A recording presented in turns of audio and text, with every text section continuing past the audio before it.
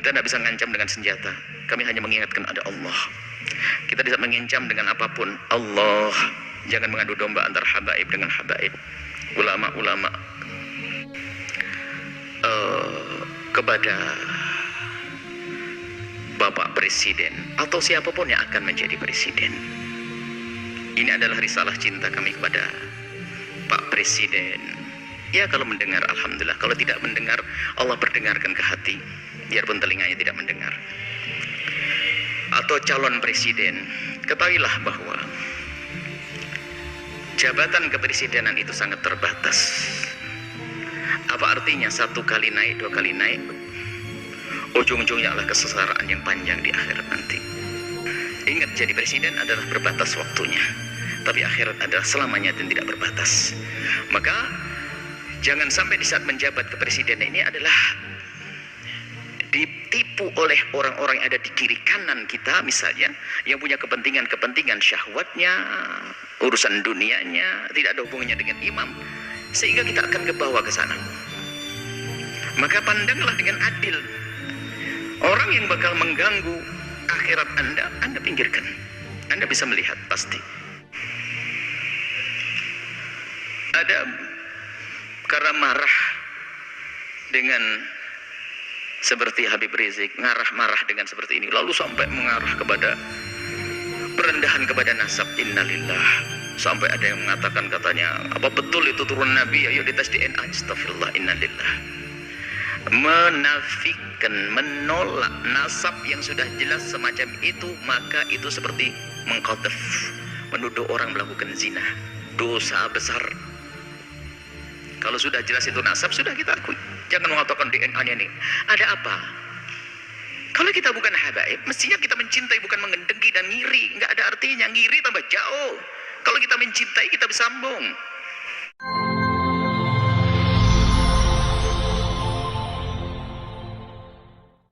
Pertanyaan selanjutnya Buya, datang dari hamba Allah dari Jawa Barat. Assalamualaikum warahmatullahi wabarakatuh Buya. Assalamualaikum warahmatullahi wabarakatuh. Mohon tanggapannya Buya. Saat ini ramai orang memperbincangkan tentang komentar beberapa orang terhadap kedatangan Habib Rizik Syihab beberapa waktu yang lalu. Ada yang menyatakan ketidaksenangannya terhadap penyambutannya. Ada yang merendahkan kehabaibannya. Kemudian juga meremehkan perjuangannya. Bahkan ada juga yang mencaci atau mengolok. Mohon tanggapannya Buya. Bagaimana menyikapi tentang hal-hal semacam ini Buya? Terima kasih. Bismillah. Kami akan menjawab. Pertama, kami bukan orang FPI. Harus tahu itu. Saya bukan anggota FPI. Kemudian setelah itu yuk kita pandang segala permasalahan dengan akal yang jernih dan hati yang tenang. Pertama adalah kedatangan Habib Rizik disambut oleh orang sebanyak itu. Itu kemauan umat, bukan rekayasa, bukan dibayar mereka. Ayo, Anda posisi seperti saya, adil. Anda tidak di FPI dan tidak jadi musuh FPI. Anda berada di tengah-tengah. Ayo, kedatangan mereka umat segitu banyak bukan direkayasa. Bukan, kalau rekayasa mah dibayar biar datang, nggak ada. Bahkan ini masa pandemi, semua orang meninggalkan kerjaannya dengan sukarela. Maka yang harus kita pahami, ada apa di balik ini semuanya? Kerinduan kepada apa sih mereka kok sampai seperti itu? Kita jujur. Nggak perlu kita marah-marah ini. Kadang-kadang dimarahkan Habib Rizik. Habib Rizik ingin datang ke negerinya, ingin berjuang, ingin berdakwah. Bukan bukan direkayasa kedatangan mereka itu semua. Nah ini yang pertama yang harus kita pahami, supaya kita tidak suudon ini. Nggak ada rekayasa. Bahkan yang datang itu orang rela berkorban. Kemudian kedatangan beliau adalah tadi membuat kerusakan, keramaian dan sebagainya. Mari kita pandang dengan jujur juga. Kalau Habib Rizik mengadakan kumpulan, demo dan sebagainya misalnya, jujur Anda, apa sih yang diminta Habib Rizik? Habib Rizik tidak minta pulau untuk untuk pesta apa, tidak juga minta apa jabatan jabi apa, tapi yang diminta apa? Coba kita cari. Anda jujur sebagai bangsa Indonesia yang adil, yang jujur, apa yang diminta? Jejer permintaannya apa sih? Dulu permintaannya adalah bagaimana ada orang yang mengucapkan kalimat yang merendahkan umat Islam dengan merendahkan Al-Quran, ayo diadili. Apakah permintaan semacam ini salah? Coba dilihat dulu apa sih permintaan Habib Rizik. Ini harus jujur. Anda lihat Habib Rizik kalau kumpul-kumpul minta apa? Yang diminta apakah Habib Rizik ingin pemerintah memfasilitasi, Habib Rizik ingin membangun tempat minuman keras paling besar sejagat raya? Enggak juga. Kalau Habib Rizik minta begitu, kita berontak semuanya. Yang diminta apa? Coba kita jujur. Yang diminta baik atau jelek? Kalau yang diminta baik, kenapa kita bingung yang diminta baik kok? Keadilan misalnya. Harus ada misalnya menghentikan kemungkaran. Selagi yang diminta baik, yang diminta baik ini, maka jangan gampang menilai orang dengan buru-buru. Sekarang jujur, minta apa? Anda bisa melihat di media. Atau Anda datang kepada Habib Rizik, minta apa? Kan begitu. Yang diminta apa? Yang diminta adalah yuk kita menegakkan. Habib Rizik misalnya FPI di beberapa tempat minta agar kemungkaran di sini dihentikan. Loh, kemungkaran dihentikan apakah permintaan yang salah? Karena kemungkaran itu akan merusak orang lain. Coba yang diminta apa? Ini jujur dulu. Kalau yang diminta adalah menghentikan sesuatu yang membahayakan umat membahayakan itu bukan saya membahayakan di dunia, kita punya iman di akhirat. Yang membahayakan di dunia nggak boleh. Misalnya Habib Rizik memasang ranjo-ranjo, kita hentikan, membahayakan di dunia. Memberhentikan membahayakan di dunia pun harus membahayakan urusan dunia, kita wajib menghentikan. Apalagi jika yang diminta adalah menghentikan segala sesuatu yang bakal merusak akhiratnya umat misalnya. Dan itu memang yang diserukan adalah selama ini yang kami ketahui adalah mengajak itu. Bagaimana agar kemungkaran tidak terus merebak, kemudian juga bagaimana keadilan bisa ditegakkan. Di saat menuntut keadilan bukan berarti orang-orang yang lagi berkuasa 100% tidak adil. Ada beberapa tempat yang kurang serasi atau perlu disesuaikan agar terjadi keadilan. Jadi minta keadilan itu wajar, sah. Keadilan berlaku untuk siapa? Untuk semua umat, untuk bangsa ini. Bukan keadilan untuk Habib Rizik dan FPI-nya, bukan, keadilan untuk semuanya. Coba yang diminta apa? Nah, ini maksud kami adalah jangan buru-buru menilai. Yang diminta apa? Bukan minta bantuan untuk membangun pesantrennya di mana, bukan untuk kepentingan ormasnya, bukan, akan tapi selama ini disuarakan adalah seputar itu. Bagaimana menghentikan kemungkaran, bagaimana menhadirkan keadilan, kemudian bagaimana membatasi sepak terjang orang yang tidak banyak manfaatnya untuk negeri ini misalnya dengan suara-suara seperti itu. Bagaimana menghentikan kebobrokan moral. Ini kan permintaan yang baik semuanya. Kalau seandainya menyuarakan selain Habib Rizik, bagaimana? Kalau Anda mau, kenapa di saat disuarakan Habib Rizik tidak mau? Jujur ini. Ini harus perlu kejujuran ini. Kita menilai dari luar seperti ini. Selagi keinginannya baik, maka adalah permintaan itu harus kita jadikan sandaran kita untuk menilai. Kemudian selanjutnya kepada Bapak Presiden atau siapapun yang akan menjadi presiden. Ini adalah risalah cinta kami kepada Pak Presiden. Ya, kalau mendengar alhamdulillah, kalau tidak mendengar Allah perdengarkan ke hati, biarpun telinganya tidak mendengar. Atau calon presiden, ketahuilah bahwa jabatan kepresidenan itu sangat terbatas. Apa artinya satu kali naik, dua kali naik, ujung-ujungnya adalah kesengsaraan yang panjang di akhirat nanti. Maka mumpung Allah beri kesempatan untuk naik surga tertinggi, maka hendaknya Pak Presiden atau para calon presiden itu, apalagi yang mereka adalah benar-benar ahli la ilallah, termasuk Pak Presiden kami yakin ahli la ilallah, orang beriman. Perhatikan keimanan tersebut. Jadikan jabatan presiden ini adalah untuk selamat di akhirat.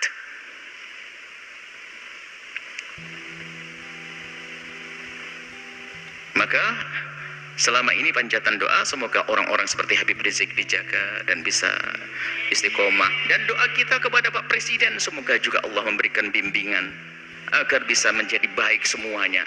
Tidak perlu kita memusuhi, akan tapi kita perlu bagaimana menghantarkan kebenaran. Kita tidak punya permusuhan dengan Bapak Presiden, akan tapi kami punya cinta karena kami tahu beliaunya adalah ahli la ilaha illallah. Kami ingin bahasanya kelak juga selamat di akhirat. Maka mohon, atau calon-calon presiden yang akan datang, ingat, jadi presiden adalah berbatas waktunya, tapi akhirat adalah selamanya dan tidak berbatas. Maka jangan sampai di saat menjabat kepresidenan ini adalah ditipu oleh orang-orang yang ada di kiri kanan kita, misalnya, yang punya kepentingan syahwatnya, urusan dunianya, tidak ada hubungannya dengan imam, sehingga kita akan ke bawah ke sana. Maka pandanglah dengan adil. Orang yang bakal mengganggu akhirat Anda pinggirkan. Anda bisa melihat pasti di kalangan menteri, di kalangan pokoknya harus dibersihkan dari orang-orang yang bakal mengganggu keselamatan kita di akhirat. Kami yakin Anda ahli iman.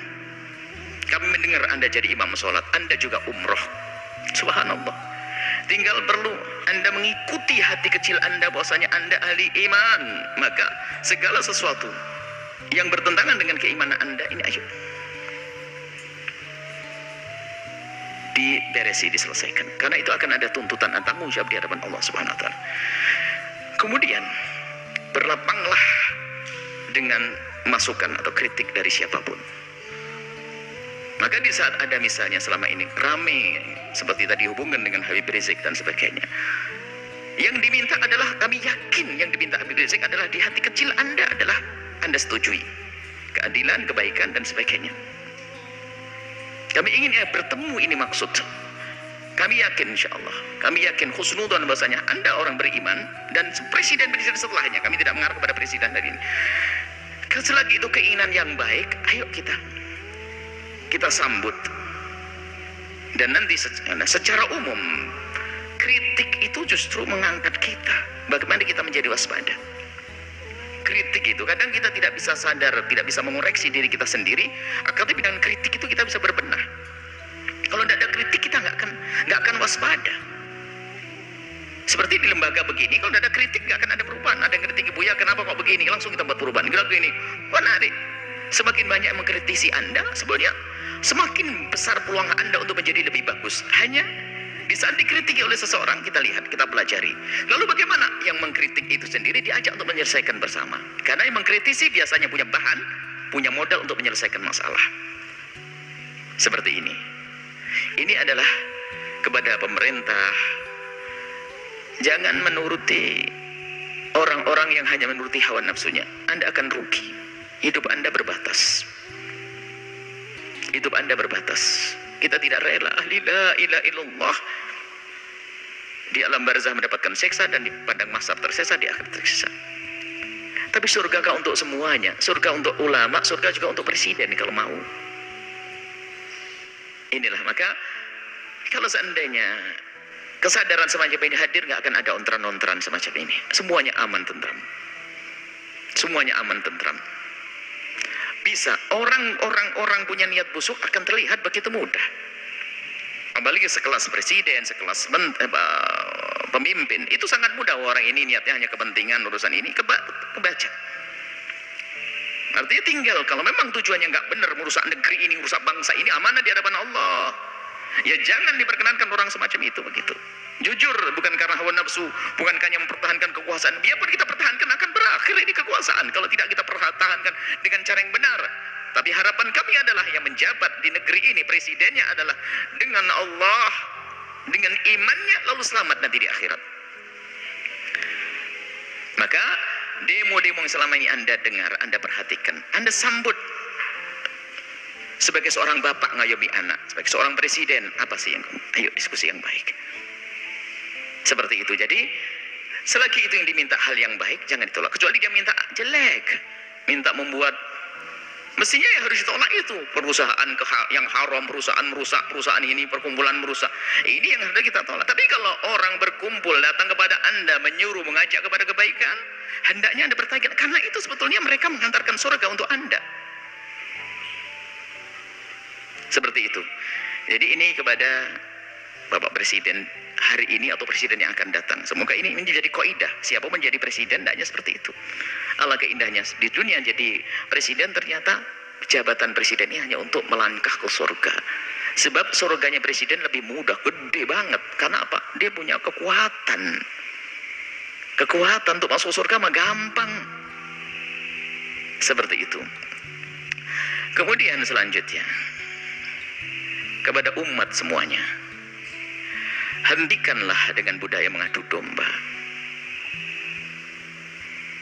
Habaib diadu domba dengan habaib, habaib dengan ulama, ormas dengan ormas. Hati-hati, ada Allah.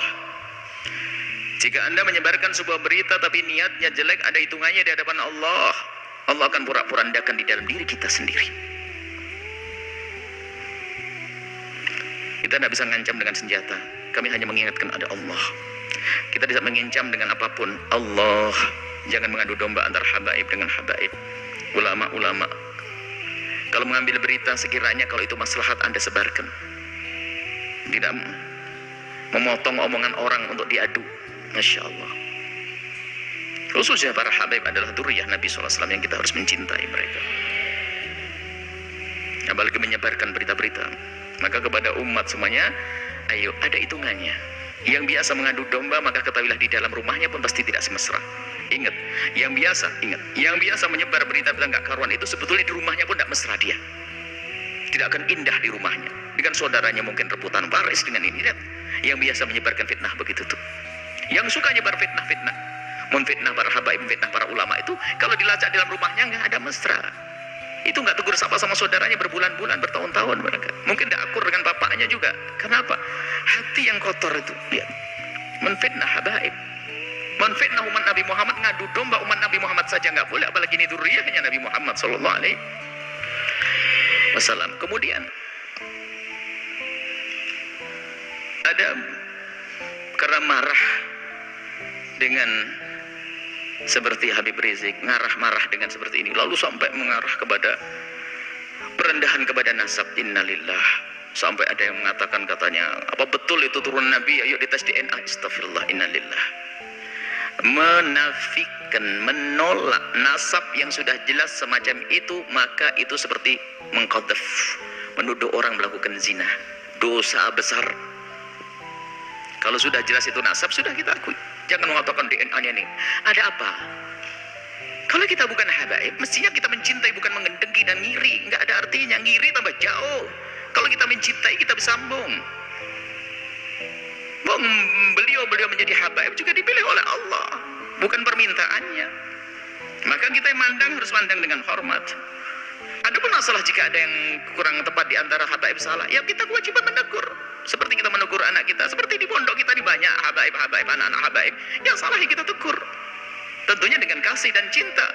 Tapi kalau sudah mengarah kepada penolakan nasab, ini sudah ada kebenci dan ngiri. Ini adalah bahaya sekali. Hati-hati ini. Kemudian juga kepada pengikut FPI. Jangan sampai Anda menodai Habib Rizik. Sepak terjang Anda harus benar-benar direstui Habib Rizik, diketahui dan sesuai dengan apa yang ada di pikiran dan hati Habib Rizik. Kita tidak ingin ada sebagian orang melakukan satu tindakan ternyata mencoreng Habib Rizik. Ini menjadi masalah. Jangan sampai tujuan Habib Rizik yang mulia, yang istimewa ini ternodai oleh kita-kita, apa orang-orang yang dengan perilaku yang terburu-buru, hanya mendahulukan hawa nafsu dan sebagainya. Nah ini, maka di sini kita ingin bahasanya perjuangan orang-orang seperti beliau ini, Habib Rizik ini, bisa mulus, sukses. Kemudian nanti juga presidennya juga akhirnya juga sukses, bangsa ini sukses, surga lah semuanya. Ada percekcokan.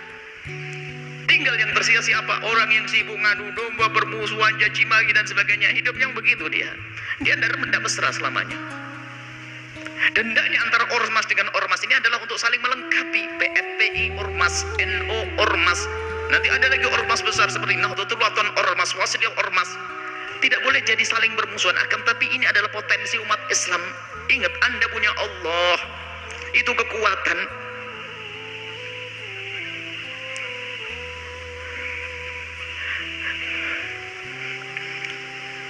Semoga Allah menjadikan kita juru damai di negeri ini. Yang berjuang semoga diberi keikhlasan. Yang punya kebencian dengan pejuang-pejuang semoga diberi kesadaran dan diampuni oleh Allah. Pejabat-pejabat semoga mulai dari presiden sampai bawah semoga Allah berikan hidayah, bimbingan, sehingga semuanya kita ini selamat. Tidak boleh kita mengharapkan orang celaka masuk neraka, enggak. Kita harus merindukan mereka. Nah, kalau semuanya atas dasar ini semuanya, kesadaran rindu kepada Allah, menganggap kebenaran sebagai kebenaran, maka semuanya akan beres. Yang menjadi masalah adalah kita dikuasai hawa nafsu. Kita tahu itu kebenaran hanya karena bertentangan dengan kepentingan pribadi saya, maka saya tolak. Enggak. Muncul kebencian-kebencian dengan para ulama, kebencian kepada para habaib, na'udzubillah. Adapun orang yang membenci Islam itu memang selalu ingin merusak Islam, itu urusan mereka dengan Allah, ada hukumannya nanti di akhirat. Jadi maksud kami mulai dari pembicaraan tentang Habib Rizik sampai terakhir pengikut Habib Rizik, dan juga di dalam ada presiden, di dalamnya ada orang yang mempertanyakan nasab. Ayo, yang salah dalam rentetan cerita ini, ayo kita sadar diri. Kita ingin tentram damai,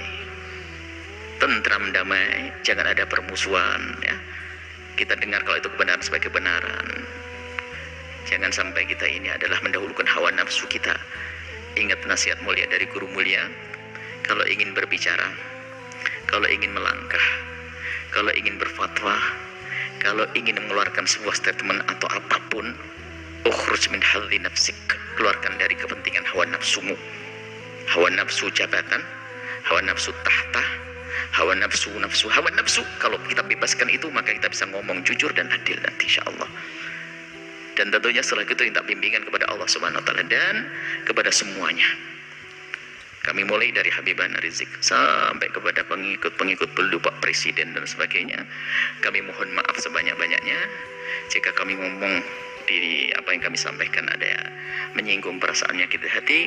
Ketahuilah bahwasanya nuhibbukum jami'an, kami mencintai semuanya. Harapan kami adalah setiap kami bertemu dengan semuanya ini adalah semuanya saling senyum, saling pandang dengan penuh kasih sebagai muqaddimah pandangan kelak di surga bersama Nabi Muhammad SAW. Tegakkan kebenaran, keadilan, hentikan kemungkaran. Yuk kita menuju Allah Subhanahu wa taala.